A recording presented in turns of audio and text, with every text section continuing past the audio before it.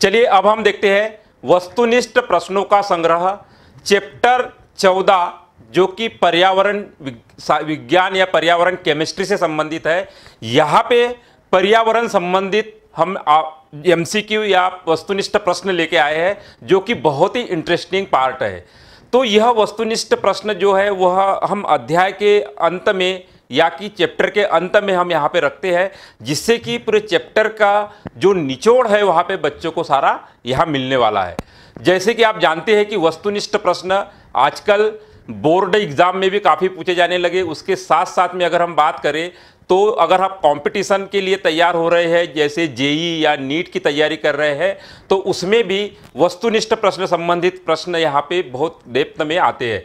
उसी प्रकार यदि आप किसी कंपटीशन के लिए तैयार हो रहे हो या गवर्नमेंट सेक्टर की तैयारी कर रहे हो, तो वहाँ भी जनरल साइंस से यहाँ पे क्वेश्चन आने वाले हैं। तो इसलिए यह वस्तुनिष्ठ प्रश्नों का संग्रह जो कि एमसीक्यू कहलाता है, यह दिन ब दिन इसका वेटेज बढ़ते जा रहा है। तो यहाँ पे हम पर्यावरण संबंधित प्रश्नों का वस्तुनिष्ठ प्रश्नों का संग्रह देखेंगे। तो हम स्टार्ट करते हैं। यहाँ पे एक प्रश्न और 4 ऑब्जेक्टिव रहेंगे। 4 ऑब्जेक्टिव में से या 4 ऑप्शन में से एक ऑप्शन सही है, हमें देखना है कि कौन सा ऑप्शन सही है। तो 1 बाय 1 हम क्वेश्चन देखते जाएंगे, उसमें सही ऑप्शन को हमें यहाँ चुनना है। तो स्टार्ट करते हैं।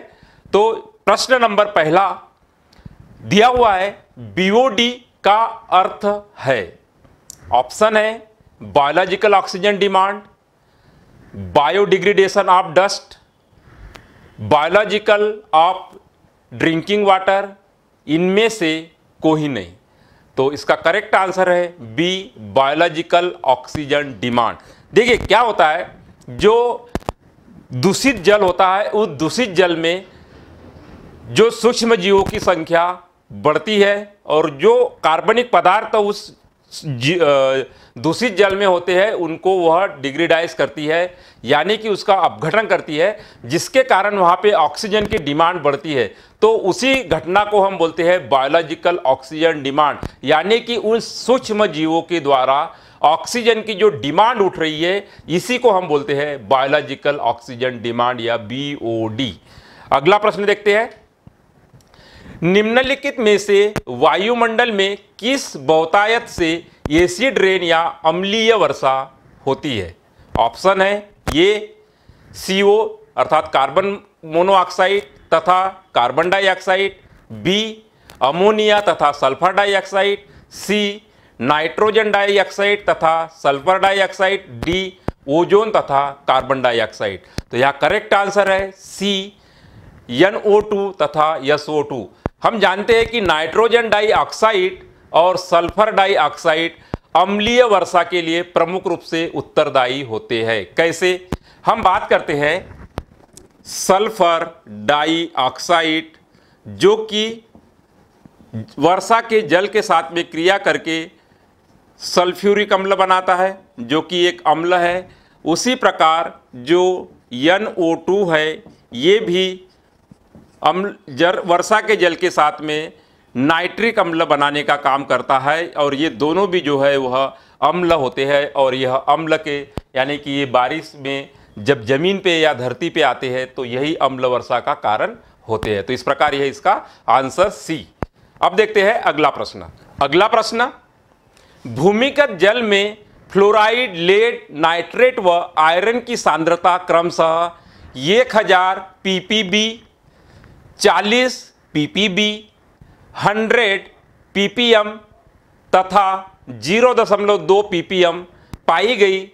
किसकी उच्च सांद्रता से यह जल जीने योग्य नहीं है? भूमिगत जल, जो इसमें करेक्ट आंसर हमें बताना है, तो इसमें जो करेक्ट आंसर है वह है ये नाइट्रेट।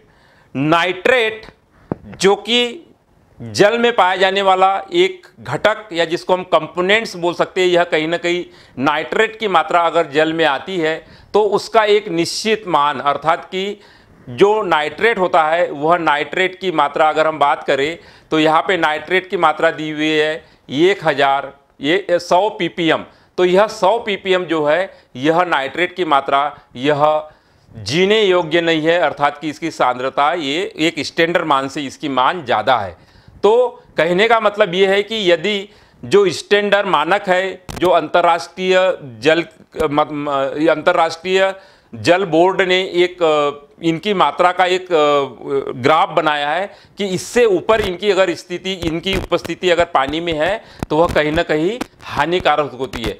तो यहाँ पे हमें जो दिख रहा है, जो 100 ppm नाइट्रेट होता है वह जीने योग्य नहीं होता है, जबकि हम बात कर रहे हैं कि जो फ्लोराइड है वह 1000 ppb, अर्थात कि 1000 ppb का मतलब है कि यहाँ पे कितने की मात्रा है, यह बात कर रहे हैं हम, वो 1 ppm बराबर से होता है 1000 ppb। तो 1 ppm अर्थात कि वह उससे कोई भी नुकसान जीवों को नहीं होता। उसी प्रकार अगर हम बात करें कि लेड की जो मात्रा है वो भी 40 ppb, अर्थात कि ये भी ठीक है। सिर्फ नाइट्रेट की मात्रा जो कि 100 ppm, जो कि इससे ज़्यादा, अर्थात कि यह ज़्यादा हानिकारक होती है, इसलिए हमने यहाँ पे नाइट्रेट जो आंसर है वह करेक्ट होगा। अगला प्रश्न, यदि नदी का बीओडी उच्च है तो इसका अभिप्राय है कि नदी, ऑप्शन है प्रदूषित नहीं है, बी अत्यधिक प्रदूषित है, सी बहुत कम प्रकाश मिल रहा है, डी हरे पौधे नहीं है। तो इसका करेक्ट आंसर जो है वह है बी, अत्यधिक प्रदूषित है।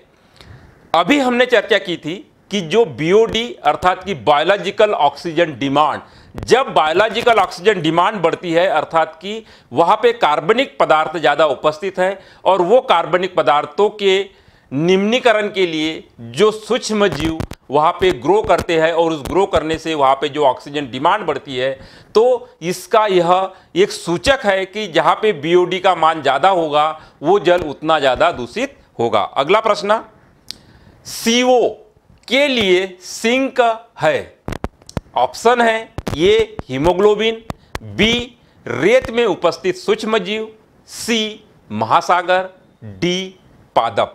तो करेक्ट आंसर है बी रेत में उपस्थित सूक्ष्म जीव।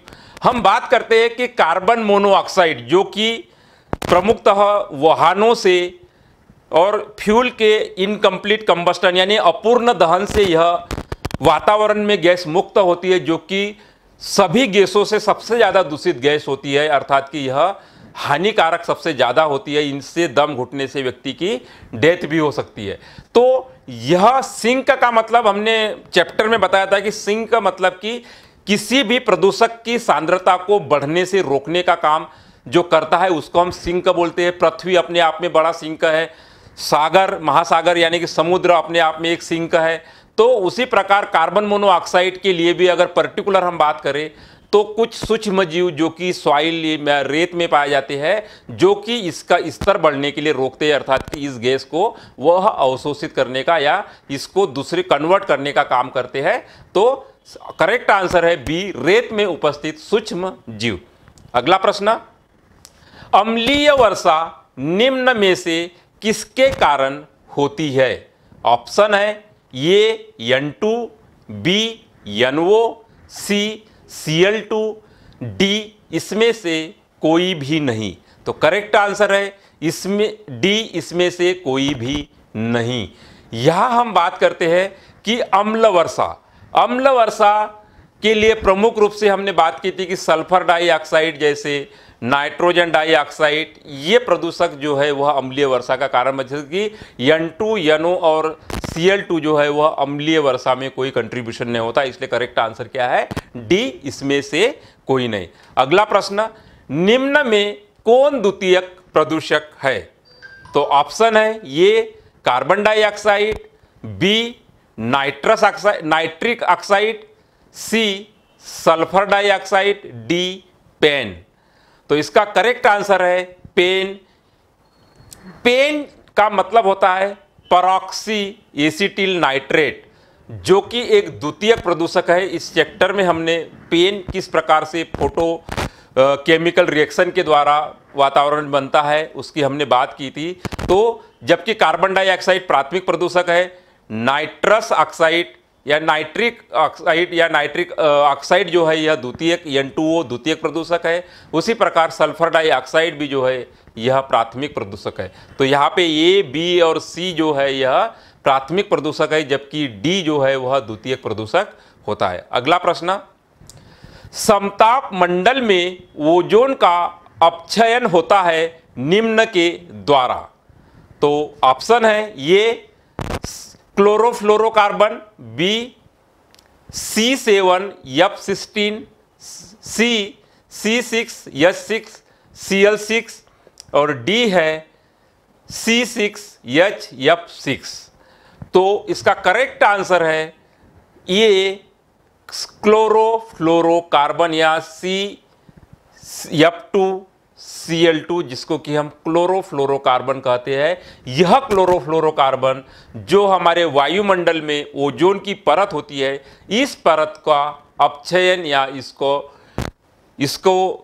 अपघटित करने का या इसको तोड़ने का काम करता है। तो करेक्ट आंसर क्या है, ये क्लोरोफ्लोरोकार्बन। अगला प्रश्न, स्मोक मुख्य रूप से उत्पन्न किया जाता है। ऑप्शन है ये कार्बन ऑक्सीजन एवं ओजोन द्वारा, बी ऑक्सीजन एवं N2 नाइट्रोजन द्वारा, सी सल्फर एवं नाइट्रोजन के ऑक्साइड द्वारा, डी O3 एवं N2 द्वारा।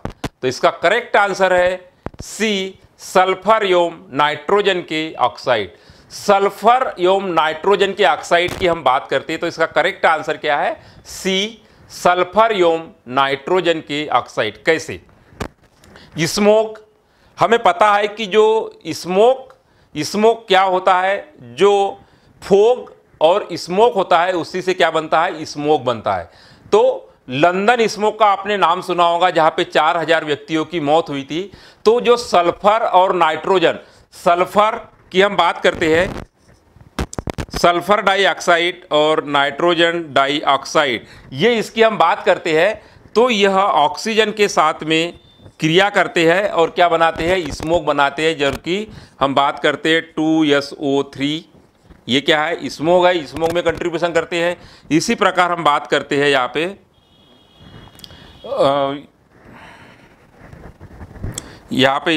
SO3, ये SO3 जो होता है यह H2SO4 या अम्ल जल के साथ में क्रिया करता है, H2O, और क्या बनाता है, H2SO4 या कि सल्फ्यूरिक अम्ल जिसको बोलते हैं। तो इस प्रकार ये हम बात कर रहे हैं SO2 और O2 जो कि सल्फर ट्राइऑक्साइड बनाता है।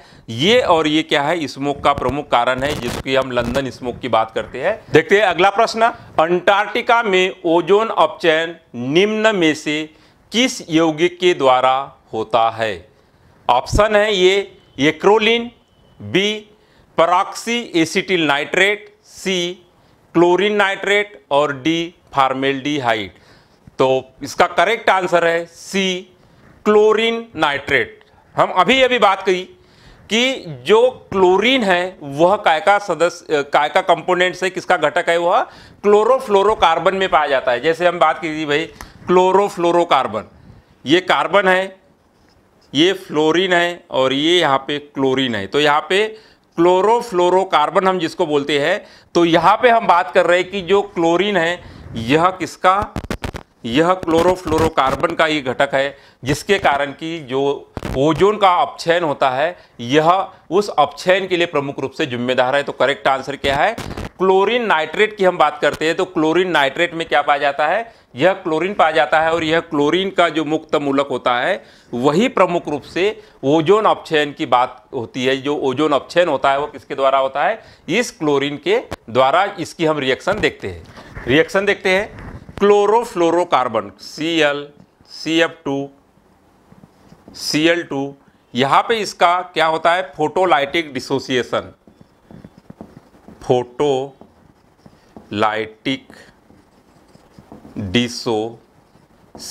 मतलब प्रकाश की उपस्थिति में इसका यह टूटता है। क्या टूटता है, क्लोरोफ्लोरोकार्बन यहाँ पे इस क्लोरीन के दोनों परमाणु इस प्रकार से यहाँ पे मुक्त मूलक बनाते हैं CF2Cl, और यहाँ पे हम बात करते हैं क्लोरीन। तो ये यहाँ पे ठीक। अब ये क्लोरीन जो है ये क्या करता है, यह ओजोन के साथ में क्रिया करके यह ClO प्लस O2 बनाता है। अब ये ClO प्लस परमाणुीय ऑक्सीजन मिलके यहाँ पे Cl क्लोरीन मुक्त होता है और इस प्रकार ऑक्सीजन पुनः यहाँ पे रिलीज होता है। तो यहाँ पे इस रिएक्शन में क्या समझ रहे हैं हम कि ये क्लोरोफ्लोरोकार्बन जो है इस कार्बन ओजोन को यह इस प्रकार से इस फोटोलाइटिक डिसोसिएशन के द्वारा यह क्या बना रही है, यहाँ पे क्लोरीन मोनोऑक्साइड मुक्त मूलक। क्लोरीन मोनोऑक्साइड यह मुक्त मूलक जो है आगे परमाणुीय ऑक्सीजन के साथ में क्रिया करता है, परमाणुीय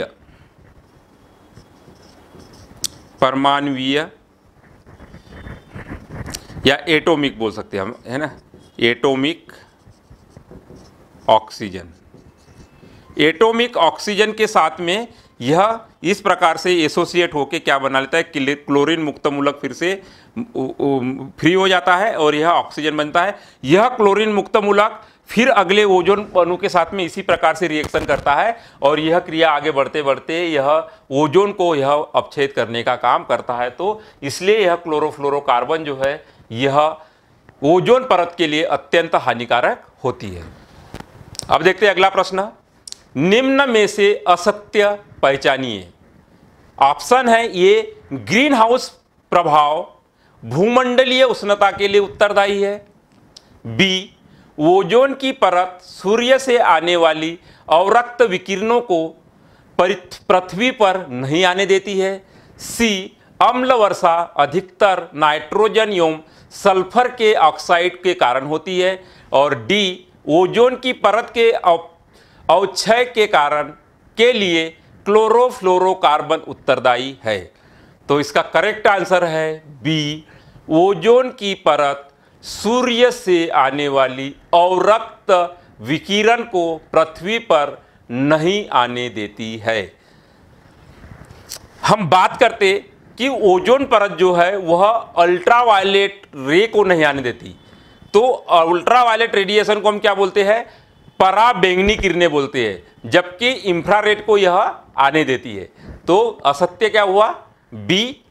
यहाँ पे बी असत्य इसलिए हुआ क्योंकि इंफ्रारेड या जिसको हम अवरक्त विकिरण बोलते हैं इसको ओजोन नहीं रोकती बल्कि पृथ्वी पर आने के लिए कोई बाध्यता नहीं करती, यानी कि पृथ्वी पर आने देती है। तो रोकती किसको है, वह रोकती है अल्ट्रावायलेट रेडिएशन या जिसको हम पराबैंगनी विकिरण कहते हैं। पहला ऑप्शन सही है, ग्रीन हाउस प्रभाव भूमंडलीय उष्णता के लिए उत्तरदायी है, होता है क्योंकि ग्रीन हाउस प्रभाव जो कि ग्लोबल वार्मिंग घटना को हम कहते हैं। उसी प्रकार अम्लीय वर्षा जो होती है नाइट्रोजन और सल्फर के ऑक्साइड के द्वारा होती है, अभी हमने बात की। डी जो है हम बात कर रहे हैं कि ओजोन की परत में अवक्षयन के लिए क्लोरोफ्लोरोकार्बन उत्तरदायी है, ये भी सही है। तो असत्य क्या है, बी। अगला आंसर देखते हैं, अगला प्रश्न देखते हैं, कौन सा यौगिक ओजोन परत के क्षरण के लिए मुख्यतः जिम्मेदार है। ऑप्शन है ये कार्बन डाइऑक्साइड, बी मेथेन, सी मेथिल एल्कोहल और डी है क्लोरोफ्लोरोकार्बन। तो करेक्ट आंसर है डी, क्लोरोफ्लोरोकार्बन। अगला प्रश्न, नाइट्रोजन का वह ऑक्साइड जो वायुमंडल में प्रकृति या मनुष्य के क्रियाकलापों द्वारा उत्पन्न पर सामान्य प्रदूषक नहीं है। ऑप्शन है ये N2O, बी NO2, सी NO, डी N2O5। तो इसका करेक्ट आंसर है सी NO।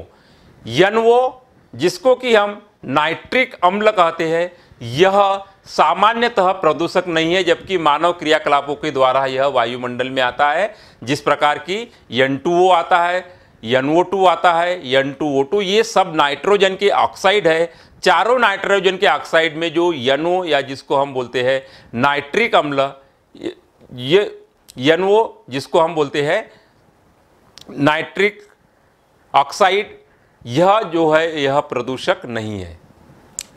अगला प्रश्न, पेयजल में फ्लोराइड की अनुशंसित सांद्रता 1 ppm तक है।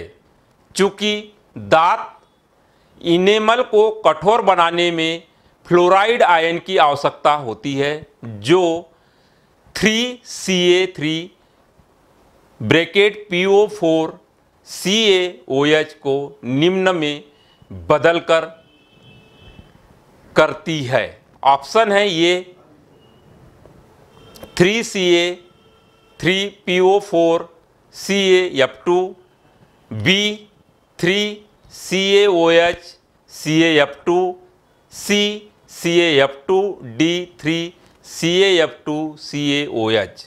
तो इसका करेक्ट आंसर है ये 3Ca3PO4 CaF2। यहाँ हम बात कर रहे हैं कि जो 3PO4 CaOH की बात कर रहे हैं, क्या बात करी हमने, यहाँ पे हम बात कर रहे हैं 3Ca कि ये क्या है, कैल्शियम है। कैल्शियम के यहाँ पे कितने हैं, 3, और उसी प्रकार यहाँ पे ब्रैकेट में PO4 की बात कर रहे हैं, और PO4 यहाँ हमने क्या किया, ब्रैकेट बंद किया, और यहाँ पे PO4 की जो है यह 4 2, और यहाँ पे हम बात करते हैं क्या है, CaF2। यहाँ CaF2 की बात करते हैं। यहाँ पे यह क्या होता है, ये जो F2 है, इस F2 की हम बात कर लेते हैं।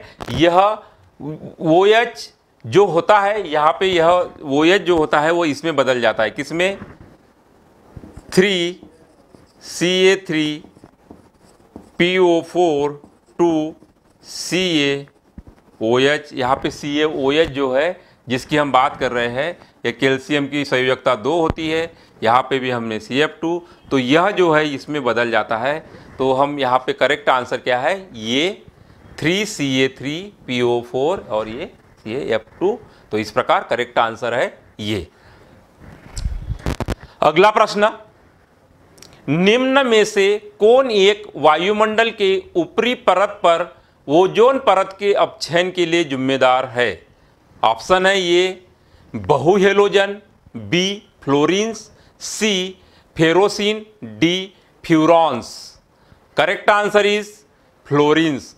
फ्लोरीन हम बात कर रहे हैं कि फ्लोरीन जो है घटक प्रमुख रूप से क्लोरोफ्लोरोकार्बन में यह पाया जाता है, इसलिए यहाँ पे करेक्ट आंसर जो होगा वह क्या होगा, फ्लोरीन, अर्थात कि बी। अगला प्रश्न, अंटार्कटिका में ओजोन परत अपचयन निम्न यौगिक बनने के कारण होता है। ऑप्शन है ये acrolein, B peroxy acyl nitrate, C sulphur dioxide तथा सल्फर ट्राइऑक्साइड, और डी है क्लोरीन नाइट्रेट। तो इसका करेक्ट आंसर है ये D chlorine nitrate. Chlorine nitrate की हम बात करते हैं कि क्लोरीन जो है यह हमें मालूम है क्लोरोफ्लोरोकार्बन का एक घटक है। देखो क्लोरीन और फ्लोरीन जहाँ पे आएगा हमें पता है कि यह क्लोरोफ्लोरोकार्बन के घटक है, इसलिए क्लोरीन और फ्लोरीन दोनों भी है। प्रमुख रूप से यह ओजोन अर्थात कि क्लोरोफ्लोरोकार्बन में पाए जाते हैं, जो कि ओजोन अपक्षयन के प्रमुख यह कारक होते हैं। अगला प्रश्न, क्लोरोफ्लोरोकार्बन के उपयोग को बढ़ावा नहीं दिया जाता क्योंकि ये। ऑप्शन है ये उन लोगों के आंखों के लिए नुकसानदायक है जो इसका उपयोग करते हैं, बी ये फ्रिज तथा वातानुकूलित को नुकसान पहुंचाते हैं, सी ये ओजोन को खाकर वायुमंडल से दूर करते हैं, डी ये ऑक्सीजन सतह को नष्ट करते हैं। तो करेक्ट आंसर सी ये ओजोन को खाकर वायुमंडल से दूर करते हैं। जैसे हम जानते हैं कि हमारे जो वायुमंडल में एक ओजोन की लेयर होती है, और वो ओजोन की लेयर कहाँ पाई जाती है, यह समताप मंडल अर्थात कि स्ट्रेटोस्फीयर में पाई जाती है। और स्ट्रेटोस्फीयर में यह जो सूर्य से आने वाली अल्ट्रावायलेट रेडिएशन जिसको कि हम पराबैंगनी किरणें कहते हैं, उन पराबैंगनी किरणों को यह जमीन पे आने से रोकती है, जो कि पराबैंगनी किरणें हम लिए जीव जंतुओं के लिए बहुत अत्यंत हानिकारक कैंसर जैसी बीमारी को उत्पन्न करने के लिए यह सक्षम होती है या कर सकती है। तो वह वायुमंडल को जो ओजोन की परत को नुकसान करने का काम करती है, वो कौन करती है, क्लोरोफ्लोरोकार्बन। तो इस प्रकार करेक्ट आंसर है सी। अगला प्रश्न, निम्न में से कौन ग्रीन हाउस प्रभाव की गैस नहीं है? ऑप्शन है A carbon dioxide, B methane, C chlorofluorocarbon, D nitrogen. तो करेक्ट आंसर है डी नाइट्रोजन। हम जानते हैं कि जो ग्रीन हाउस इफेक्ट होता है, यह ग्रीन हाउस इफेक्ट जो भूमंडल तापन का एक प्रमुख कारण है। तो कार्बन डाइऑक्साइड में यह ऊष्मा को अवशोषित करने की बड़ी क्षमता पाई जाती है, जिसके कारण कि ग्रीन हाउस प्रभाव में इसका बहुत बड़ा कंट्रीब्यूशन है। मीथेन जो कि दलदल वाले क्षेत्र में पाई जाती है, मार्स गैस भी कहती है, ये भी ग्रीन हाउस प्रभाव की गैस है। क्लोरोफ्लोरोकार्बन भी ग्रीन हाउस प्रभाव की गैस है। तो यह तीनों जो है यह ग्रीन हाउस प्रभाव के लिए रिस्पॉन्सिबल है, जबकि डी जो है नाइट्रोजन का ग्रीन हाउस प्रभाव में कोई कंट्रीब्यूशन नहीं है। अगला प्रश्न, किस लेवल के ऊपर क्लोरीन की उच्च सांद्रता जहरीली अस्थियों तथा दांतों के लिए हानिकारक होती है? ऑप्शन है ए 1 ppm, बी 3 ppm, सी 5 ppm, डी 10 ppm। तो करेक्ट आंसर है डी 10 ppm। हम बात कर रहे हैं कि क्लोरीन की मात्रा, हम बात कर रहे हैं फ्लोरीन की मात्रा जो होती है, यह यदि 1 ppm तक है, 1 ppm का मतलब क्या होता है? पार्ट पर मिलियन। यदि 1 ppm तक फ्लोरीन किसी जल में है तो यह हमारे लिए फायदेमंद है, क्योंकि यह इससे ज़्यादा नुकसान उससे नहीं होता, ये हमारे लिए ज़रूरी भी है। लेकिन यदि इसकी सांद्रता कहीं 10 ppm तक हो जाती है तो उस समय यह हमारे लिए जहरीली अस्थि और दांतों के लिए हानिकारक होती है। तो एक स्टैंडर्ड जो जल में जो इनके मात्रा होती है उसके अनुसार 10 ppm जो होती है वह हमारे लिए हानिकारक होती है। अगला प्रश्न, निम्न में से कौन ग्रीन हाउस गैस नहीं है? A methane, B ozone, C carbon dioxide, D nitrogen. तो करेक्ट आंसर है डी नाइट्रोजन। हम बात अभी करी थी कि मीथेन, ओजोन, कार्बन डाइऑक्साइड ये जो है यह ग्रीन हाउस गैसेस है, जबकि नाइट्रोजन जो है वह ग्रीन हाउस गैसेस नहीं है। अगला प्रश्न, हरित रसायन का अर्थ है अभिक्रिया जो, ऑप्शन है ये जो अभिक्रिया के दौरान रंग बनाती है, बी नुकसानदायक रसायनों के उत्पादन तथा उपयोगों को कम करता है, सी ओजोन परत अपक्षयन के लिए जिम्मेदार है, डी पौधों में अभिक्रियाओं का अध्ययन। तो करेक्ट आंसर है बी नुकसानदायक रसायनों के उत्पादन तथा उपयोग को कम करता है। हम बात कर रहे हैं कि जैसे जैसे डेवलपमेंट हो रहा है, कहीं ना कहीं कृषि के क्षेत्र में भी एक हरित क्रांति आई, उसके बाद में जिस प्रकार से कृषि का एक औद्योगिकरण हुआ, तो उस औद्योगिक अर्थात कि व्यापारिक स्तर पे इस फसलों के उत्पादन के लिए कई प्रकार के पेस्टिसाइड, इंसेक्टिसाइड, फंगिसाइड, हर्बिसाइड आदि का उपयोग हो रहा है। तो यह ग्रीन केमिस्ट्री जो है यह इनके नुकसानदायक रसायनों के उत्पादन तथा उपयोग को कम करने के लिए यहाँ पे बात की जाती है या उसका अध्ययन किया जाता है। तो करेक्ट आंसर इज बी नुकसानदायक रसायनों के उत्पादन तथा उपयोग को कम करता है। अगला प्रश्न, निम्न में से कौन सा अम्ल अम्लीय वर्षा के प्रचुर मात्रा में पाया जाता है? ऑप्शन है ये HCl, बी HNO3, सी H2SO4, डी कार्बनिक अम्ल। तो करेक्ट आंसर है सी सल्फ्यूरिक अम्ल। सल्फ्यूरिक अम्ल जो है अम्लीय वर्षा के लिए सबसे ज़्यादा रिस्पॉन्सिबल होता है, क्योंकि यह स्ट्रांग अम्ल भी होता है। HCl भी अम्ल है, नाइट्रिक अम्ल भी अम्ल है, कार्बोनिक अम्ल भी अम्ल है। तो यह भी अम्ल वर्षा में कुछ न कुछ कंट्रीब्यूशन, लेकिन यहाँ पे हम बात कर रहे हैं कि प्रचुर मात्रा में पाया जाता है, तो वह है H2SO4 जो कि सल्फर डाइऑक्साइड जल के साथ में क्रिया करके सल्फ्यूरिक अम्ल यह बनाता है। अगला प्रश्न, निम्न में से कौन सी बीमारी सूर्य के अल्ट्रावायलेट विकिरणों से होती है? ये ल्यूकोमिया, बी त्वचा कैंसर, सी लंग कैंसर, डी उपयुक्त सभी। तो करेक्ट आंसर है बी त्वचा कैंसर। त्वचा कैंसर जो कि सूर्य से आने वाली अल्ट्रावायलेट रेडिएशन या जिसको हम पराबैंगनी किरणें कहते हैं, यह हमारे स्किन के लिए अत्यंत हानिकारक होती है, जो कि कैंसर जैसी बीमारियों को उत्पन्न करती है। इसीलिए हम ओजोन परत की बात करते हैं कि ओजोन जो है यह इस रेडिएशन को पृथ्वी पर आने से रोकती है। करेक्ट आंसर क्या है? बी त्वचा कैंसर। अगला प्रश्न, निम्न में से कौन वायुमंडलीय कार्बन डाइऑक्साइड के मात्रा को बढ़ने नहीं देती है? ऑप्शन है ये कार्बनिक पदार्थों का जैव निम्नीकरण, बी ईंधन का दहन, सी श्वसन और डी प्रकाश संश्लेषण।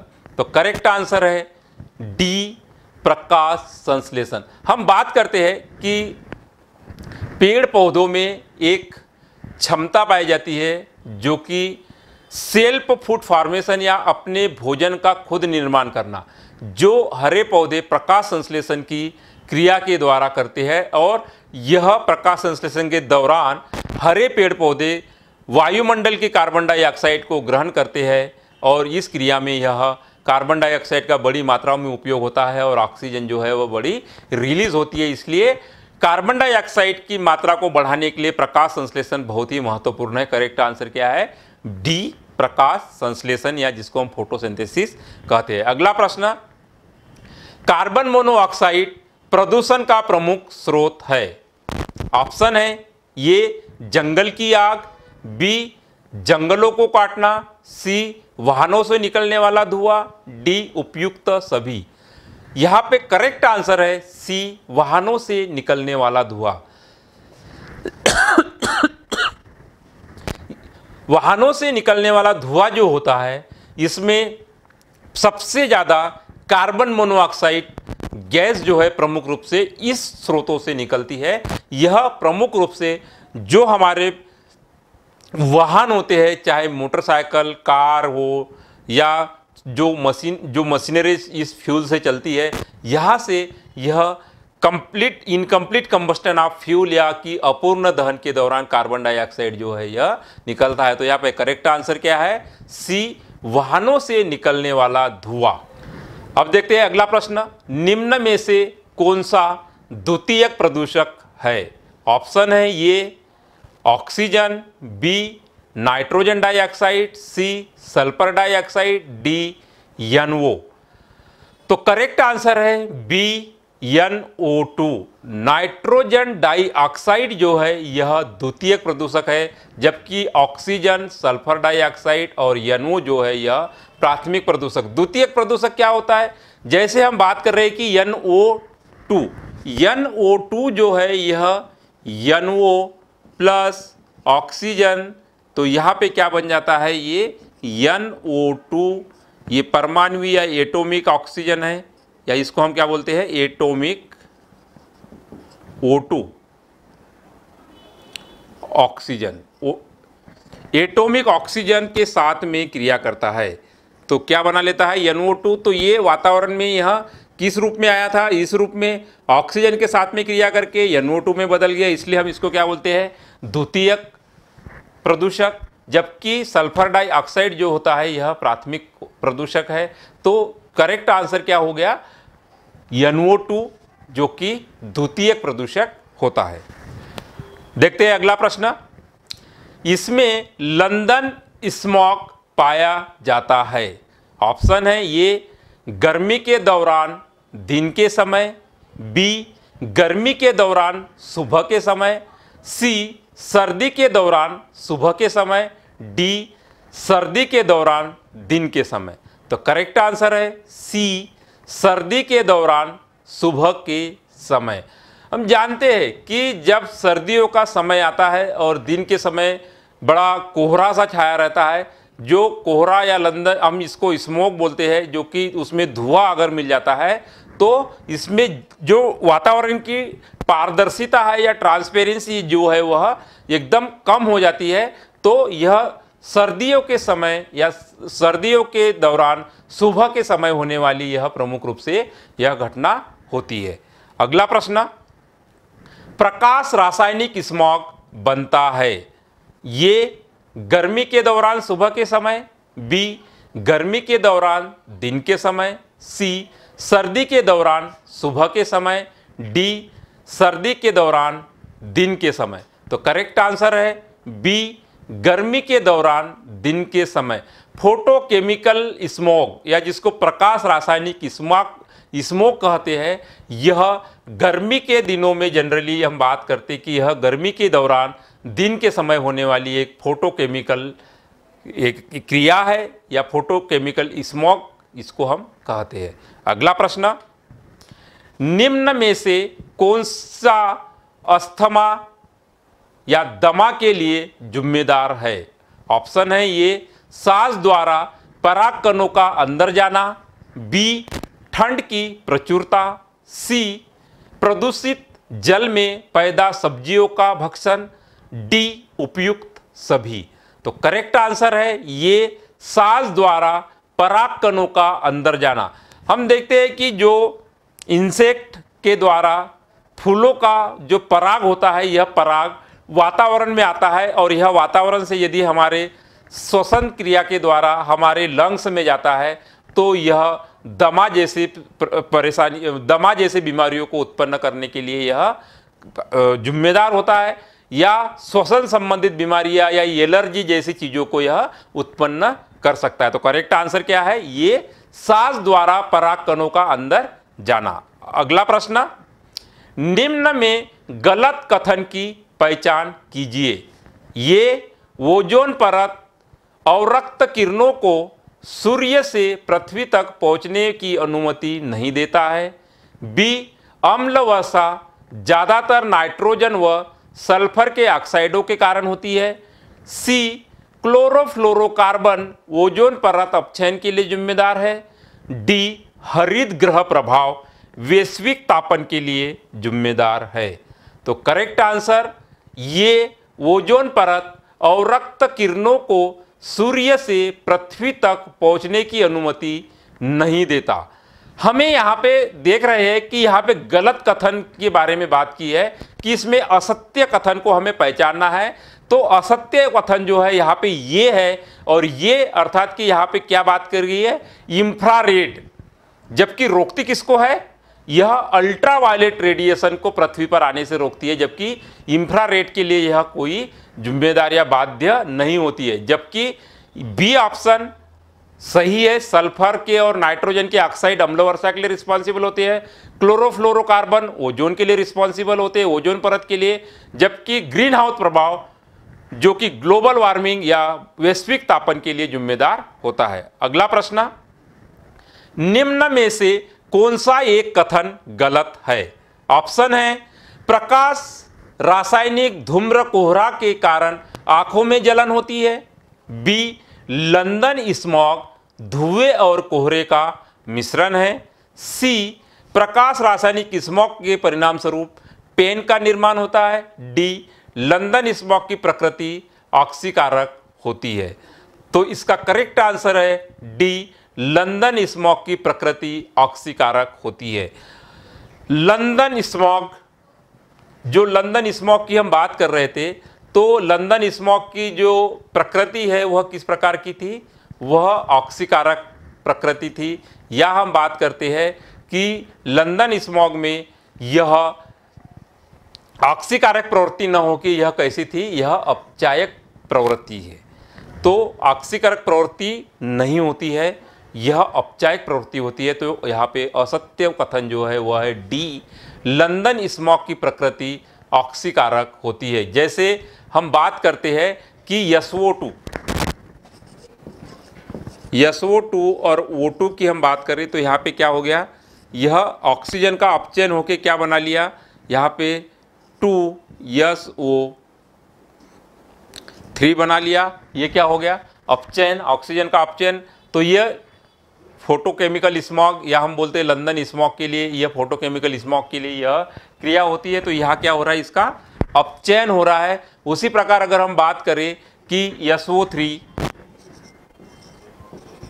और यहाँ पे H2O, तो यहाँ पे भी क्या, ये जल का अपचयन होगा, तो यहाँ पे H2SO4 का निर्माण होता है, ये भी क्या है, अपचयन, पानी का अपचयन हो रहा है। तो इस प्रकार यह क्रिया क्या होती है, अपचायक प्रवृत्ति की होती है, न कि आक्सीकारक प्रवृत्ति। जबकि हम बात कर रहे हैं कि यह तीनों गलत कथन है। सूर्य प्रकाश, धूम्र, कोहरे के कारण आंखों में जलन होती है, बिल्कुल ये क्या है, यह सत्य है। उसी प्रकार लंदन स्मॉग धुएं और कोहरे का मिश्रण है, ये भी ठीक है। प्रकाश रासायनिक स्मॉग के परिणाम स्वरूप पेन का निर्माण होता है, ये भी सही है। गलत क्या है, डी, लंदन स्मॉग की प्रकृति आक्सीकारक होती है। तो इस प्रकार करेक्ट आंसर क्या है, डी। अगला प्रश्न, सही कथन का चयन कीजिए। ये स्वचालित वाहनों में ईंधन के दहन से मुख्य प्रदूषक CO2 बनता है, जो प्रकाश रासायनिक स्मॉग की में प्रमुख भूमिका निभाता है। बी, चिर सम्मत स्मॉग की प्रकृति आक्सीकारक होती है, जबकि प्रकाश रासायनिक स्मॉग अपचायक प्रकृति का होता है। सी, स्मॉग निर्माण के दौरान वायुमंडल में ओजोन का स्तर नीचे हो जाता है। डी, चिर सम्मत स्मॉग स्वास्थ्य के लिए अच्छा है, जबकि प्रकाश रासायनिक स्मॉग अच्छा नहीं है। तो करेक्ट आंसर है सी, स्मॉग के निर्माण के दौरान वायुमंडल में ओजोन का स्तर नीचे आ जाता है। जो ओजोन होती है, यहाँ पे हम बात कर रहे हैं कि स्मॉग का निर्माण, स्मॉग अर्थात कि यह वातावरण में होने वाली एक घटना है। जिस स्मॉग के दौरान जो वायुमंडल में जो ओजोन लेयर होती है, यह ओजोन का स्तर क्या होता है, यह नीचे की ओर आना शुरू होता है। जबकि हम बात करते हैं कि ये जो स्वचालित वाहनों से के दहन से मुख्यतः कार्बन डाइऑक्साइड बनता है, जो कि प्रकाश रासायनिक स्मॉग का प्रमुख कारण है। ये में कुछ सत्यता नहीं लग रही है। ईंधन के जलने से हम बात करते हैं कार्बन मोनोऑक्साइड की। तो चिर सम्मत स्मॉग की प्रकृति आक्सीकारक होती है। चिर सम्मत स्मॉग की बात करते हैं, जो स्मॉग की प्रकृति जो होती है वह अपचायक होती है, हमने अभी बात की थी। चिर सम्मत स्मॉग स्वास्थ्य के लिए अच्छा है, जबकि प्रकाश रासायनिक स्मॉग अच्छा नहीं, ये भी ठीक नहीं है, क्योंकि दोनों भी स्मॉग कहीं ना कहीं यह वातावरण के लिए या स्वास्थ्य के लिए हानिकारक ही होते हैं। तो सी क्या है, यह सही है। स्मॉग निर्माण के दौरान वायुमंडल में ओजोन का स्तर नीचे हो जाता है। अगला प्रश्न, ओजोन पाई जाती है, ये तापमंडल में, बी मध्यमंडल में, सी समताप मंडल में, डी क्षोभ मंडल में। तो इसका करेक्ट आंसर है सी, समताप मंडल में। हम जानते हैं कि जो ओजोन लेयर होती है, यह पृथ्वी से हम बात करते हैं कि नीचे सबसे पहले भाई स्ट्रेटोस्फीयर, पहले नीचे क्या होता है, ट्रोफोस्फीयर,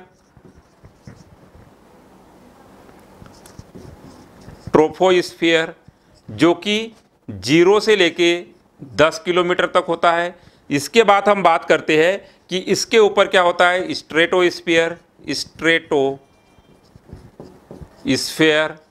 जो कि 50 किलोमीटर की रेंज, यहाँ से हम बात करें यह 50 किलोमीटर। इसके बाद में हम बात करते हैं मीजोस्फीयर, इसके बाद हम बात करते हैं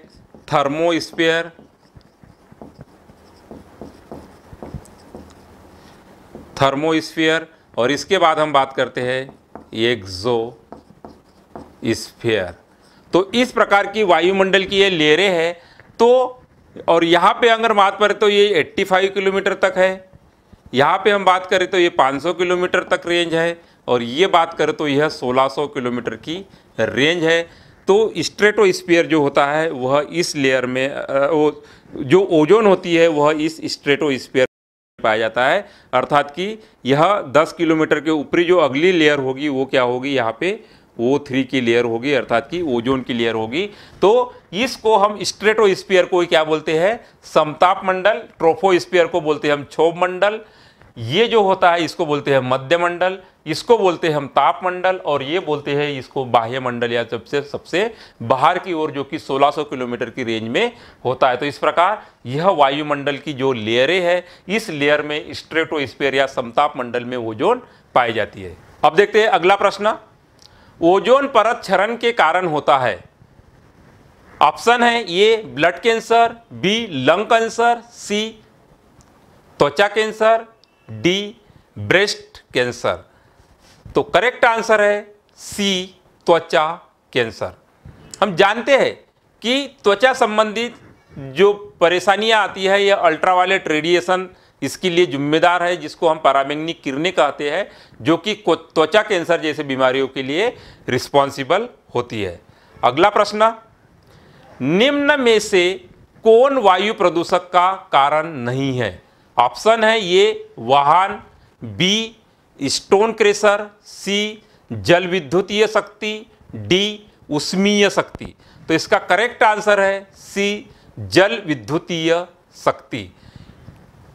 जल विद्युतीय जिसको हम हाइड्रो इलेक्ट्रिसिटी बोलते हैं या जल विद्युत शक्ति बोलते हैं, इसके कारण कोई पॉल्यूशन नहीं होता है, जबकि वाहनों के द्वारा पॉल्यूशन होता है। स्टोन क्रशर जहाँ पे कि पत्थरों को तोड़ के गिट्टी बनाई जाती है, वो वहाँ पे डस्ट पार्टिकल वातावरण में आते हैं।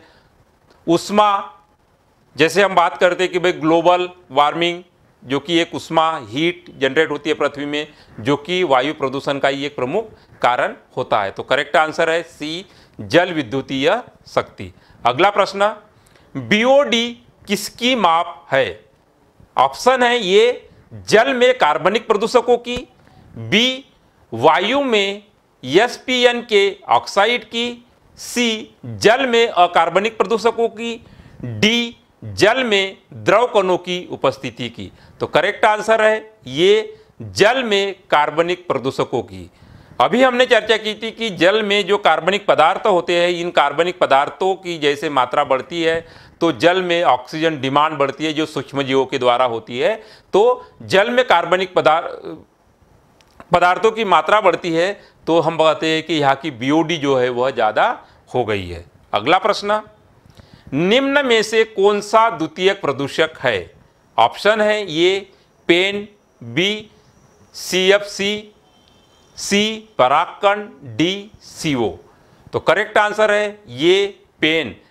परऑक्सी एसिटिल नाइट्रेट की हम बात करते हैं, यह एक द्वितीयक प्रदूषक है जो कि फोटोकेमिकल रिएक्शन या फोटोकेमिकल रिएक्शन के द्वारा यह वायुमंडल में बनता है, जबकि क्लोरोफ्लोरोकार्बन या परागकण या कार्बन मोनोऑक्साइड जो है यह द्वितीयक प्रदूषक नहीं है, यह प्राथमिक प्रकार के प्रदूषक होते हैं। अगला प्रश्न, निम्न में से कौन पानी उपचार में सहायता करता है?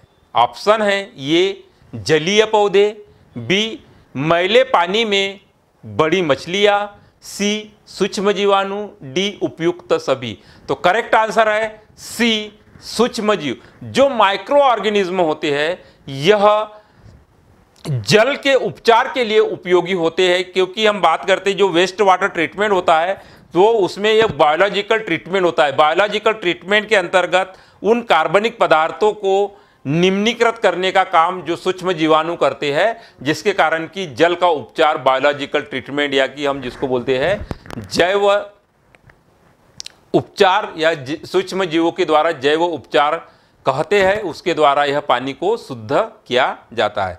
अगला प्रश्न, प्रकाश रासायनिक कोहरा किस प्रकार के प्रदूषण से संबंधित है? ऑप्शन है ये पानी, बी वायु, सी मृदा, डी उपयुक्त सभी। तो करेक्ट आंसर है बी वायु। फोटोकेमिकल स्मॉग जो कि वायु प्रदूषण से संबंधित होता है। अगला प्रश्न, इसमें से एटमॉस्फेरिक की सबसे ऊपरी सतह क्या होती है? ए स्ट्रेटोस्फीयर, बी ट्रोफोस्फीयर, सी एक्सोस्फीयर, डी आयनोस्फीयर। तो करेक्ट आंसर सी एक्सोस्फीयर। अभी हमने बताया था कि सबसे नीचे ट्रोफोस्फीयर, फिर स्ट्रेटोस्फीयर, उसके बाद मीजोस्फीयर, फिर थर्मोस्फीयर और उसके बाद एक्सोस्फीयर जो कि 1600 किलोमीटर की रेंज में पाई जाती है। तो correct answer is C exosphere. अगला प्रश्न, निम्न में से कौन सबसे ठंडा भाग है?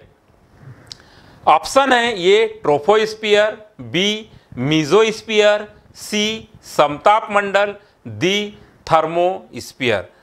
तो करेक्ट आंसर है बी मीजोस्फीयर।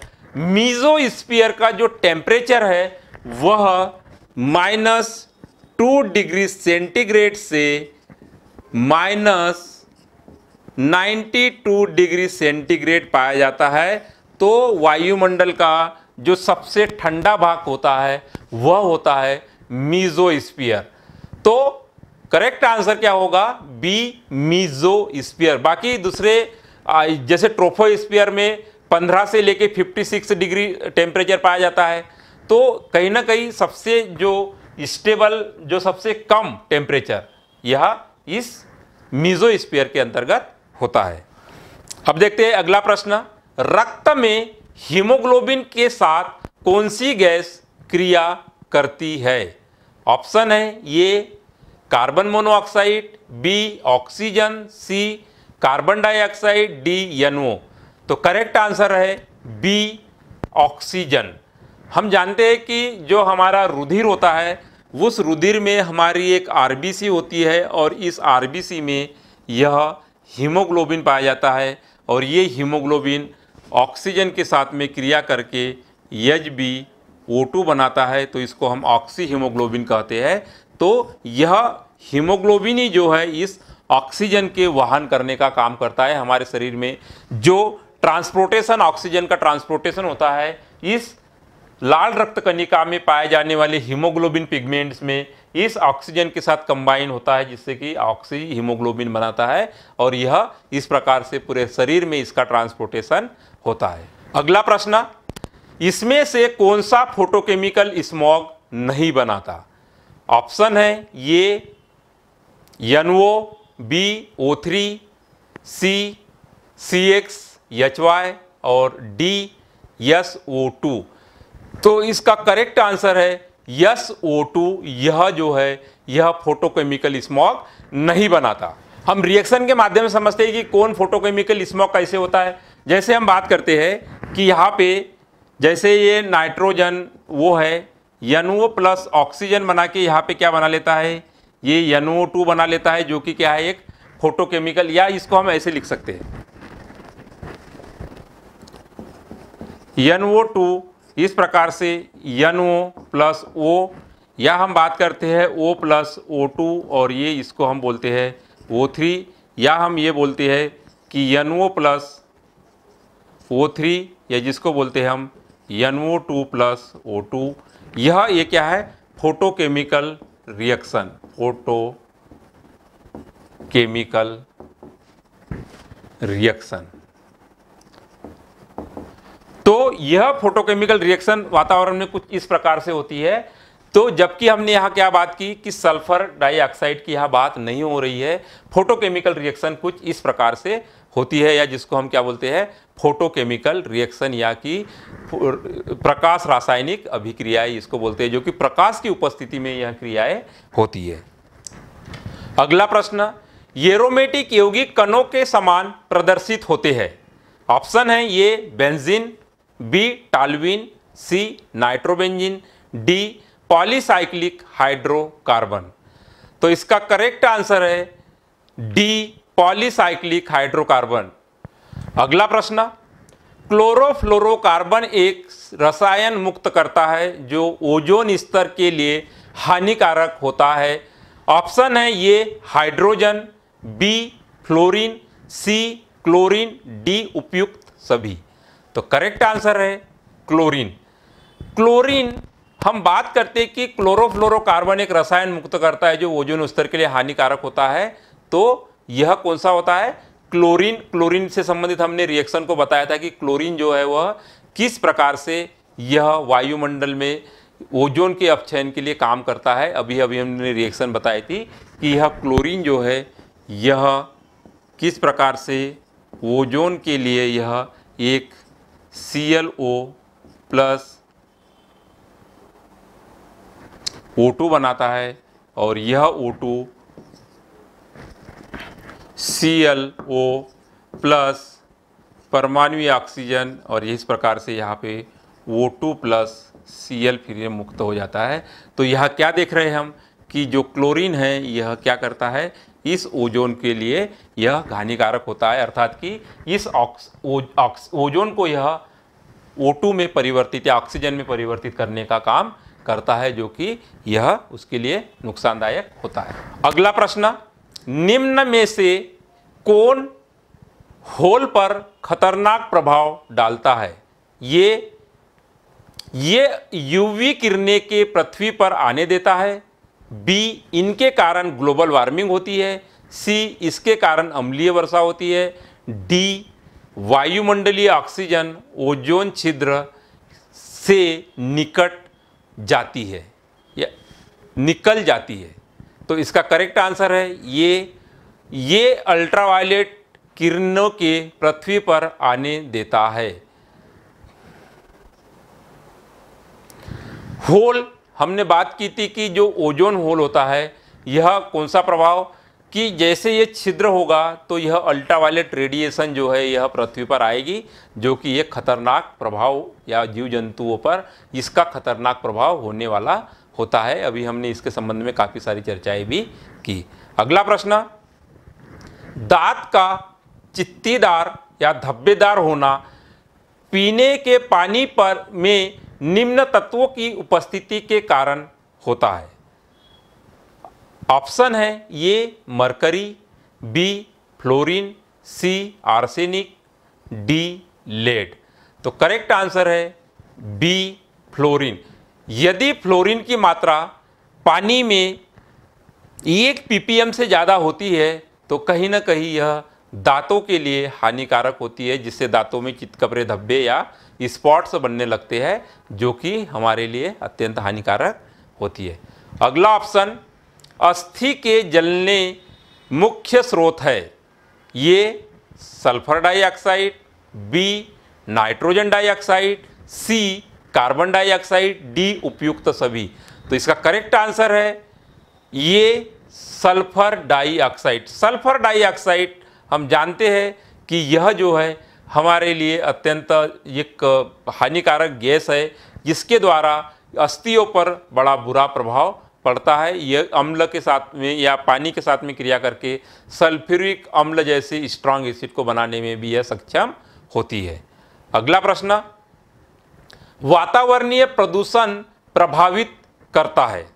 ऑप्शन है ये जैविक घटक, बी अजैविक घटक, सी उपयुक्त दोनों, डी उपयुक्त में से कोई नहीं। तो करेक्ट आंसर है उपयुक्त दोनों। अर्थात वातावरण का जो प्रदूषण होता है, यह जो वातावरण के जो घटक होते हैं, जिसको हम एक जैविक घटक और एक को अजैविक घटक कहते हैं। जैविक घटक में सारे जीव आते हैं, चाहे जीव जंतु पेड़ पौधे सभी। अजैविक घटक में जो हमारे तापमान, प्रकाश, सॉइल, ये सब जो है अकार्बनिक पदार्थ, मिनरल्स, ये सब क्या है अकार्बनिक पदार्थ, पानी, ये सब अकार्बनिक या अजैविक घटकों के अंतर्गत आते हैं, जो कि वातावरण का प्रभाव जो है यह जैविक और अजैविक दोनों घटकों पे पड़ता है। अगला प्रश्न, खाद्य श्रृंखला में डीडीटी की सांद्रता के प्रवेश करने पर क्या होता है? ऑप्शन है ये हमेशा अपरिवर्तित रहता है, बी ये धीरे धीरे घटता है, सी ये धीरे धीरे बढ़ता है, डी डीडीटी भोजन श्रृंखला में प्रवेश नहीं कर सकता है। तो करेक्ट आंसर है सी ये धीरे धीरे बढ़ता है। किसी भी खाद्य श्रृंखला में यदि डीडीटी जो कि एक रसायन है, जिसको हम क्या बोलते हैं डाइक्लोरो डाइफेनिल ट्राइक्लोरोएथेन, जो कि किसी खाद्य श्रृंखला में आता है, तो यह इसका जो वो है वह धीरे धीरे बढ़ता है। यह एक स्तर से दूसरे स्तर में इसका जो है वह स्तर जो है वह बढ़ता जाता है। अगला प्रश्न, कौन सा प्रदूषक प्रकाश रासायनिक ऑक्सीकरण कारण बनता है? ऑप्शन है O2 Cl2 तथा HNO3, बी O3 Cl2 तथा SO2, सी N2O NO तथा HNO3, डी उपयुक्त सभी। तो इसका करेक्ट आंसर है सी N2O NO तथा HNO3। अभी हमने इन रासायनिक अभिक्रियाओं के द्वारा हमने बताया था कि प्रकाश रासायनिक अभिक्रिया ऑक्सीकारक के द्वारा यह बनता है। अगला प्रश्न, वाहनों से निकलने वाला कौन सा प्रदूषण केंद्रीय तंत्रिका तंत्र तथा दिमागी बीमारियों का कारण होता है।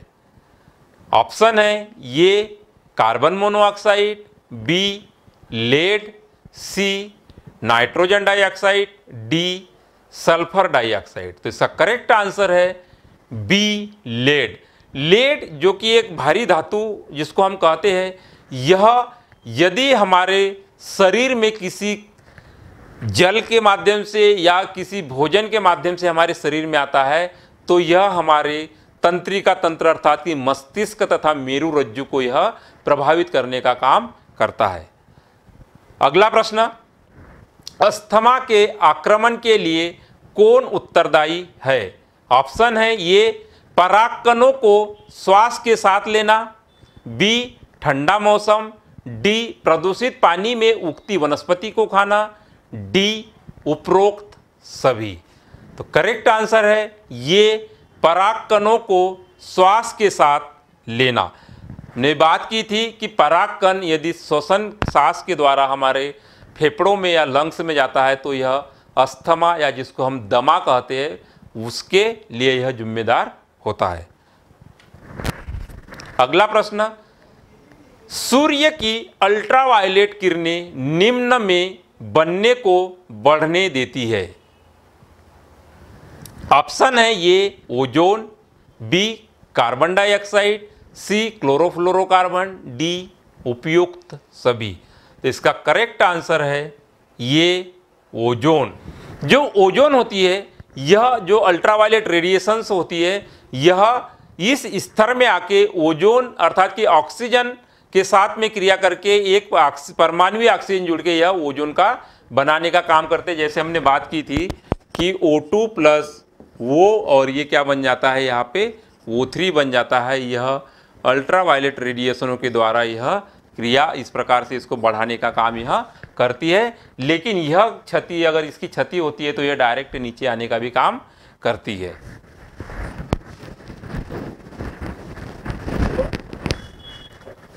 अगला प्रश्न, वर्षा के जल का पीएच है।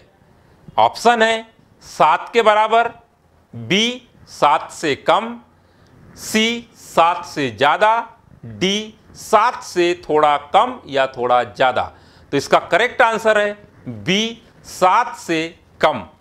7 से कम का मतलब क्या है? 7 से कम का मतलब है कि जो वर्षा का पानी होता है वह अम्लीय होता है, क्योंकि बरसात के समय हमारे वायुमंडल में जो विभिन्न प्रकार की गैसेस जैसे सल्फर डाइऑक्साइड या नाइट्रोजन के ऑक्साइड यह होते हैं, या कार्बन डाइऑक्साइड कार्बोनिक अम्ल, नाइट्रोजन को नाइट्रिक अम्ल, या हम बात करते हैं कि सल्फर के सल्फ्यूरिक अम्ल, इसके कारण यह वर्षा का जो जल होता है इसका पीएच वैल्यू अर्थात कि हाइड्रोजन की सांद्रता जो होती है यह कितनी होती है, उसमें 7 से कम होती है, अर्थात कि हम बोल सकते हैं कि यह अम्लीय होता है। अगर 7 से ज़्यादा होती तो क्षारीय, तो न्यूट्रल। वैसे एक शुद्ध जल की पीएच वैल्यू कितनी होती है? 7 होती है। अगला प्रश्न देखते हैं, धूम्र कोहरा निम्न की उपस्थिति के कारण होता है।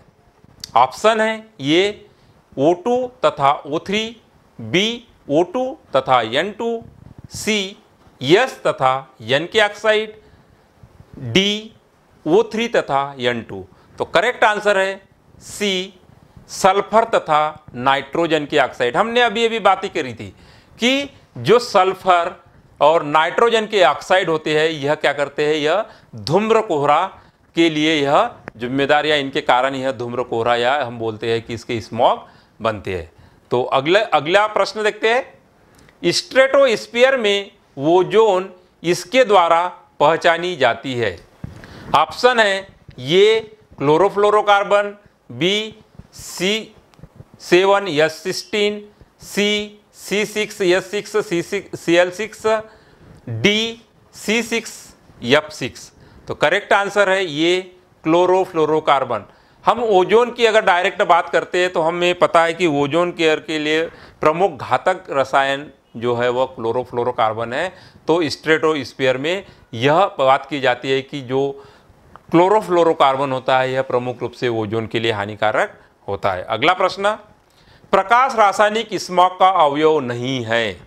ऑप्शन है ये acrolein, B ozone, C chlorofluorocarbon, D peroxy acetyl nitrate.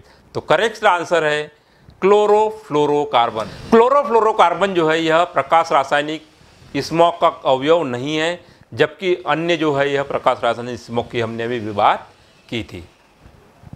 अगला प्रश्न, सूर्य प्रकाश की पराबैंगनी किरणें खाली स्थान के निर्माण में सहायक होती है। ऑप्शन है A chloride, B ozone, C carbon monoxide, D sulphur dioxide. तो करेक्ट आंसर है बी ओजोन। इसकी हमने अभी कुछ समय पहले बात करी थी कि जो सूर्य के प्रकाश में अल्ट्रावायलेट रेडिएशन होती है यह ऑक्सीजन के साथ में यह क्रिया करके यह क्या बना लेती है, O2, और वो यह O3 अर्थात कि ओजोन के निर्माण के लिए यह प्रमुख सहायक होती है। अगला प्रश्न, निम्नलिखित में से कौन सा अपघटनशील प्रदूषक है? ऑप्शन है ये कागज, बी DDT, सी कपड़ा, डी लकड़ी। तो इसका करेक्ट आंसर है बी DDT। या हमने बात की थी dichloro, diphenyl, trichloro ethylene, trichloro ethane. तो ये जो है वह कहीं ना कहीं जो अपघटनशील प्रदूषक होता है। अगला प्रश्न, प्रदूषक सल्फर डाइऑक्साइड से जीवित कोशिका का कौन सा घटक प्रभावित होता है? ऑप्शन है ये कोशिका भित्ति, बी केंद्रक, सी कोशिका झिल्ली तंत्र, और डी प्लाज्मोडेस्मोटा। तो करेक्ट आंसर है इसका कोशिका झिल्ली तंत्र। सभी कोशिकाएं एक झिल्ली या इस मेम्ब्रेन के द्वारा या सेमी परमिएबल मेम्ब्रेन या जिसको हम सेलेक्टिव परमिएबल मेम्ब्रेन बोलते हैं इसके द्वारा घिरी होती है, और जो सल्फर डाइऑक्साइड होता है यह इस झिल्ली को प्रभावित करने का काम करता है। अगला प्रश्न, निम्नलिखित में से कौन सामान्य वायु प्रदूषणकारी नहीं है? ऑप्शन है ये sulphur dioxide, B carbon dioxide, C carbon monoxide, D hydrocarbon. तो करेक्ट आंसर है B carbon dioxide. Carbon dioxide generally हम इसको प्रदूषक नहीं मानते क्योंकि यह जीवों में ऑक्सीजन यानी प्रकाश संश्लेषण के लिए अत्यंत आवश्यक है, और इसकी सामान्य मात्रा अगर है तो यह प्रदूषक का कोई काम नहीं करता और यह कोई नुकसान नहीं पहुंचाता। लेकिन सांद्रता बहुत ज़्यादा बढ़ी तो फिर बात अलग होती है, ग्लोबल वार्मिंग जैसी चीज़ों को प्रभावित करता है। लेकिन इसको सामान्य हम प्रदूषणकारी नहीं मानते, जैसे कि कार्बन मोनोऑक्साइड, सल्फर डाइऑक्साइड या हाइड्रोकार्बन या नाइट्रोजन के ऑक्साइड जो होते हैं यह प्रमुख हमारे प्रदूषक होते हैं, जबकि कार्बन डाइऑक्साइड जो होती है यह प्रदूषक की श्रेणी में नहीं आती है। इसकी मात्रा सभी इस पृथ्वी के एक संतुलन या प्रकाश संश्लेषण के लिए या हमारे शरीर में भी यह कार्बन डाइऑक्साइड की एक निश्चित मात्रा का होना गैसेस एक्सचेंज के लिए यह जरूरी होती है। अगला प्रश्न, मुख्य वायु प्रदूषक है? ऑप्शन है ये कार्बन मोनोऑक्साइड, बी नाइट्रोजन के ऑक्साइड, सी सल्फर के ऑक्साइड, डी उपयुक्त सभी। तो इसका करेक्ट आंसर है डी उपयुक्त सभी। सल्फर के, नाइट्रोजन के और कार्बन मोनोऑक्साइड जो है यह मुख्य प्रदूषक कहलाते हैं, जो कि वायुमंडल में कहीं ना कहीं एक जीवाश्म ईंधनों के द्वारा यह वायुमंडल में आते हैं और जो कि हमारे प्रदूषण का या हमारे प्रमुख प्रदूषकों का काम करते हैं। अगला प्रश्न, रक्त में हीमोग्लोबिन के साथ कौन सी गैस क्रिया करती है? ऑप्शन है ये carbon monoxide, B sulphur dioxide, C carbon dioxide, D NO। देखिए यहाँ पे दूसरी बात हुई है, यह कार्बन मोनोऑक्साइड दिया हुआ है। यहाँ पे कार्बन मोनोऑक्साइड जो है इसकी एक विशेषता पाई जाती है, ये इतनी ज़्यादा हम बात करते बार बार कि सबसे ज़्यादा घातक क्यों है। इसका घातक होने का सबसे बड़ा रीज़न है कि यहाँ पे जो आपको कार्बन डाइऑक्साइड, सल्फर डाइऑक्साइड और नाइट्रोजन NO दिखाई दे रहा है, इससे ज़्यादा यह हीमोग्लोबिन के साथ में कंबाइन होने की क्षमता रखती है, या मैं बोलता हूँ कि ये ऑक्सीजन को कंबाइन होने से रोकती है। तो यह हम बोल सकते हैं कि हीमोग्लोबिन को सबसे ज़्यादा क्रिया करने के लिए कार्बन मोनोऑक्साइड जो गैस होती है यह प्रभावशाली होती है। तो करेक्ट आंसर क्या है? ये कार्बन मोनोऑक्साइड। अगला प्रश्न, भोपाल गैस कांड में यूनियन कार्बाइड फैक्ट्री मुक्त गैस थी? ये अमोनिया, बी मेथिल आइसोसाइनाइड, सी मस्टर्ड और डी उपयुक्त सभी। तो बी इसका करेक्ट आंसर है, बी मिथाइल आइसोसाइनाइड। यह 2 दिसंबर 1984 की बात है। यह घटना भोपाल में मिडनाइट में हुई थी, जिसमें कि यूनियन कार्बाइड एक फैक्ट्री थी और इस यूनियन कार्बाइड फैक्ट्री से मेथाइल आइसोसाइनाइड गैस का रिसाव हुआ था और जिसमें काफ़ी संख्या में लोग इस घटना का शिकार हुए थे, जो कि भोपाल गैस त्रासदी के नाम से आज इसको सभी जगह जाना जाता है। तो इस गैस में प्रमुख रूप से मेथाइल आइसोसाइनाइड का रिसाव हुआ था। अगला प्रश्न, ओजोन होता है ये तापमंडल में, बी मध्य मंडल में, सी समताप मंडल में, डी क्षोभ मंडल में। तो करेक्ट आंसर क्या है? सी समताप मंडल में। हमने बात की थी कि स्ट्रेटोस्फीयर में ओजोन पाई जाती है। अगला प्रश्न, कार्बन डाइऑक्साइड के अलावा अन्य हरित गृह गैसें है? ऑप्शन है ये मेथेन, बी N2, सी AR, डी O2। तो इसका करेक्ट आंसर क्या है? ये मेथेन। मेथेन जो है यह, जिसको हम मार्स गैस भी कहते हैं, यह जो ग्रीन हाउस इफेक्ट है इसके लिए यह जिम्मेदार होती है या इसमें यह सहभागी होती है। अगला प्रश्न, अम्ल वर्षा का कारण होता है? ऑप्शन है सल्फर के ऑक्साइडों का बनना, बी नाइट्रोजन के ऑक्साइड का बनना, सी सल्फ्यूरिक तथा नाइट्रिक अम्ल का बनना, डी उपयुक्त सभी। तो करेक्ट आंसर है डी उपयुक्त सभी, क्योंकि सल्फर के ऑक्साइड सल्फ्यूरिक अम्ल बनाते हैं, नाइट्रोजन के ऑक्साइड नाइट्रिक अम्ल बनाते हैं और सल्फ्यूरिक अम्ल और नाइट्रिक अम्ल तो ऑलरेडी यह अम्लीय वर्षा के ही उत्पाद होते हैं। तो करेक्ट आंसर है डी उपयुक्त सभी। अगला प्रश्न, निम्न में से कौन से मोटर गाड़ियों से निकलने वाला धुआं प्रदूषक नहीं है? ये carbon monoxide, B nitrogen dioxide, C कनकीय द्रव्य और डी हाइड्रोकार्बन। तो इसका करेक्ट आंसर है डी हाइड्रोकार्बन। अगला प्रश्न, निम्न में से कौन से मोटर गाड़ियों से निकलने वाला वायु प्रदूषक नहीं है? ऑप्शन है ये carbon monoxide, B nitrogen dioxide, C कनकीय द्रव्य, डी हाइड्रोकार्बन। तो करेक्ट आंसर है सी कनकीय द्रव्य। जो हम बात करते हैं कि जो पार्टिकुलेट होते हैं, यह जो एयर डस्ट होती है या जो धूल के कण होते हैं या मिट्टी के कण होते हैं जो कि वातावरण में हवा में मिल जाते हैं, जिसको हम बोलते हैं कनकीय द्रव्य, जो कि कार्बन मोनोऑक्साइड हमें मालूम है कि यह वाहनों से निकलने वाला या मोटरसाइकिलों से निकलने वाला एक प्रदूषक है। नाइट्रोजन के ऑक्साइड भी यहाँ से निकल सकते क्योंकि फ्यूल में हम नाइट्रोजन भी पाया जाता है, सल्फर के कंटेंट्स पाए जाते हैं, हाइड्रोकार्बन तो पाए ही जाते हैं। तो कहीं ना कहीं ये तीनों भी जो है यह मोटर गाड़ियों से निकलने वाले प्रदूषण में होते हैं, जबकि कणकीय प्रदूषण जो होता है यह मोटर गाड़ियों से निकलने वाला प्रदूषक नहीं है। अगला प्रश्न, BOD किसकी माप है? ऑप्शन है ये जल में कार्बनिक प्रदूषकों की, बी वायु में SPN के ऑक्साइडों की, सी जल में अकार्बनिक प्रदूषकों की, डी जल में द्रव्य कणों की। तो करेक्ट आंसर है ए जल में कार्बनिक प्रदूषकों की। इसके बारे में हम काफ़ी डिटेल में बात कर चुके हैं। अगला प्रश्न, निम्न में से कौन सा न्यून प्रदूषक है? ऑप्शन है ये नाइट्रोजन के ऑक्साइड, बी सल्फर के ऑक्साइड, सी कार्बन डाइऑक्साइड और डी CXHY अर्थात कि हाइड्रोकार्बन हम बोल सकते हैं।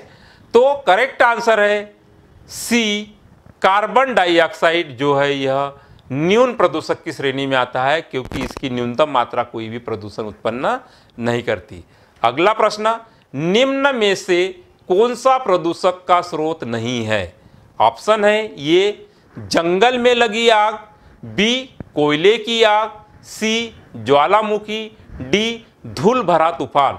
तो करेक्ट आंसर है डी धूल भरा तूफान। धूल भरे तूफान कुछ समय में शांत हो सकता है, शांत हो जाता है।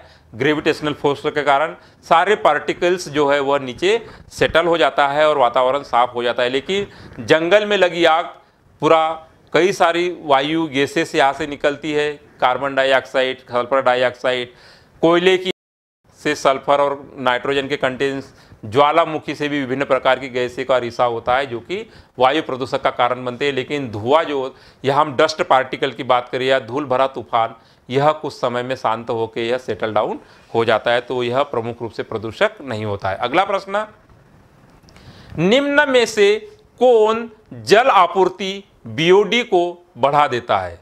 ऑप्शन है कार्बन डाइऑक्साइड, बी ओजोन, सी जल और डी एथिल हाइड्रोक्सी। तो यह ethyl alcohol, D ethyl alcohol, तो यहाँ पे करेक्ट आंसर है D ethyl alcohol. Ethyl alcohol जो होता है यह जल आपूर्ति, अर्थात कि हम बोल सकते हैं कि इसमें से कौन सा जल आपूर्ति को बढ़ावा देता है, तो यह करेक्ट आंसर क्या है? एथिल एल्कोहल जो है यह बीओडी को बढ़ावा देता है। अगला प्रश्न, निम्न में से कौन सा अम्ल वर्षा में सर्वाधिक प्रचुरता में होता है? ऑप्शन है ये HCl, बी HNO3, सी H2SO4, डी कार्बनिक अम्ल।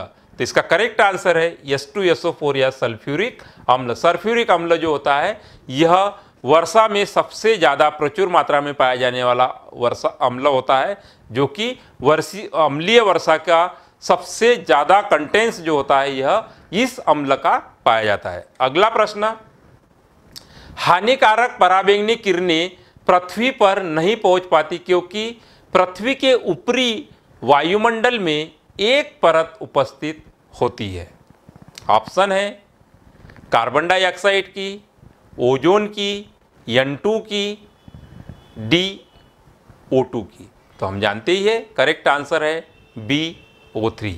ओजोन की लेयर जो होती है यह वायुमंडल से जो यूवी या अल्ट्रावायलेट रेडिएशन होती है इसको पृथ्वी पर नहीं आने देती। अगला प्रश्न, CO प्रदूषक का प्रमुख स्रोत है? ये जंगल की आग, बी वनों का विनाश, सी वाहनों का धुआं, डी उपयुक्त सभी। तो करेक्ट आंसर है वाहनों के धुएं से कार्बन मोनोऑक्साइड प्रमुख रूप से वातावरण में मुक्त होती है। अगला प्रश्न, निम्न में से कौन सी क्रिया वातावरण में कार्बन डाइऑक्साइड की मात्रा को नहीं बढ़ने देती? ये जंतुओं का विघटन, बी श्वसन, सी प्रकाश संश्लेषण, डी पेट्रोल का जलना। तो इसका करेक्ट आंसर है प्रकाश संश्लेषण। प्रकाश संश्लेषण की क्रिया में ऑक्सीजन का, कार्बन डाइऑक्साइड का उपयोग होता है, जिसके कारण किसकी सांद्रता जो है वायुमंडल में स्थिर बनी होती है या इसकी मात्रा को नहीं बढ़ने देती है। अगला प्रश्न, प्रकाश रसायन धूम कोहरे के द्वितीयक प्रीकर्सर है?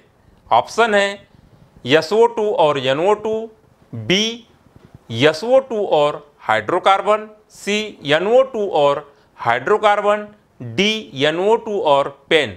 तो करेक्ट आंसर है सी NO2 और हाइड्रोकार्बन। सेकेंडरी प्रदूषक की हमने बात की थी, यहाँ पे जो NO2 और हाइड्रोकार्बन्स जो होते हैं यह द्वितीयक प्रीकर्सर्स के रूप में पाए जाते हैं। अगला प्रश्न, मार्स गैस का प्रमुख घटक है? ये ब्यूटेन, बी प्रोपेन, सी मेथेन, डी आइसोब्यूटेन। तो करेक्ट आंसर है सी मेथेन। मेथेन जिसको कि हम मार्स गैस भी कहते हैं या दलदल क्षेत्र में पाए जाने वाली यह गैस जिसको मार्स गैस के नाम से जाना जाता है। तो करेक्ट आंसर है सी मेथेन। तो इस प्रकार यहाँ पे वस्तुनिष्ठ प्रश्नों का संग्रह जो है यहाँ पे समाप्त होता है। मुझे इस प्रश्नों को या इस वस्तुनिष्ठ प्रश्नों के संग्रह के अंतर्गत हमने देखा कि किस प्रकार से वातावरण में जो प्रदूषक या वातावरणीय प्रदूषण से समस्याएं या फोटो रासायनिक अभिक्रियाओं की समस्याओं से किस प्रकार से यह वातावरण को दूषित प्रदूषित करती है और इसके संबंधित उन महत्वपूर्ण प्रश्नों को निकाल के यहाँ पे डाला गया है। तो इस प्रकार ऑर्गेनिक केमिस्ट्री का जो यहाँ पे जो MCQ या वस्तुनिष्ठ प्रश्नों का संग्रह पार्ट चैप्टर नंबर 14 यहाँ पे समाप्त।